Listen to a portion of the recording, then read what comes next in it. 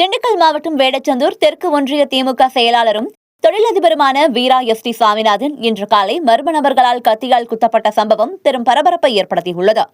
கல்வி நிறுவனங்கள் நடத்தி வரும் இவர் வரவிருக்கும் 2026 சட்டமன்ற தேர்தலில் வேடச்சந்தூர் தொகுதியின் திமுக உத்தேச வேட்பாளர் பட்டியலில் முக்கிய இடத்தில் இருப்பவர்.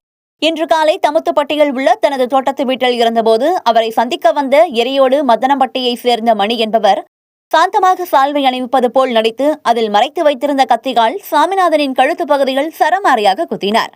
இந்த தாக்குதலில் இருந்து தப்பிக்க சாமிநாதன் முயன்றபோது அதனை தடுக்க வந்த அவரது ஆதரவாளர் நாச்சிமுத்து என்பவருக்கும் கத்தி குத்து விழுந்தது. பலத்த காயமடைந்த இருவரும் சிகிச்சைக்காக வேடச்சந்தூர் அரசு மருத்துவமனையில் அனுமதிக்கப்பட்டு பின்னர் மேல் சிகிச்சைக்காக திண்டுக்கல்லில் உள்ள தனியார் மருத்துவமனைக்கு மாற்றப்பட்டனர். தாக்குதலில் ஈடுபட்ட மணியை பிடித்த பொதுமக்கள் அவரை வேடச்சந்தூர் போலீசாரிடம் ஒப்படைத்தனர். தேர்தல் நெருங்கும் வேளையில் வேட்பாளர் பட்டியலில் உள்ள முக்கிய நிர்வாகி மீது நடத்தப்பட்ட இந்த கொடூர கொலை முயற்சி தாக்குதல் அரசியல் வட்டாரத்தில் பெரும் பரபரப்பை ஏற்படுத்தியுள்ளது. இதுகுறித்து போலீசார் தீவிர விசாரணை நடத்தி வருகின்றனர்.